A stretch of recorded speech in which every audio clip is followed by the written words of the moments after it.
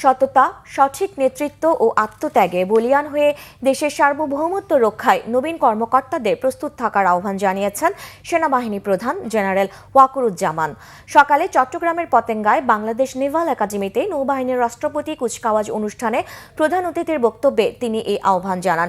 সেনাপ্রধান বলেন, একবিংশ শতাব্দীর প্রগতিশীল বিশ্বের সঙ্গে তাল মিলিয়ে বাংলাদেশ নৌবাহিনী একটি আধুনিক, প্রযুক্তি নির্ভর ও ত্রিমাত্রিক বাহিনী হিসেবে সমুদ্র সীমার সার্বভৌমত্ব রক্ষা, সমুদ্র সম্পদের সুরক্ষা, সমুদ্রে অপরাধ দমন ও সুশাসন বজায় রাখতে গুরুত্বপূর্ণ ভূমিকা পালন করছে।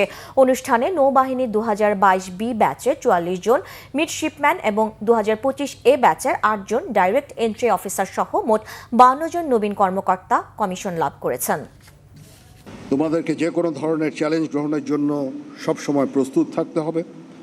সামরিক চেতনা ও মূল্যবোধকে সমুন্নত রেখে এবং যে কোনো সিদ্ধান্ত গ্রহণের ক্ষেত্রে দেশপ্রেমকে সর্বোচ্চ গুরুত্ব দিতে হবে। আমাদের বাংলাদেশের জন্য নৌবাহিনী একটা অত্যন্ত গুরুত্বপূর্ণ প্রতিষ্ঠান।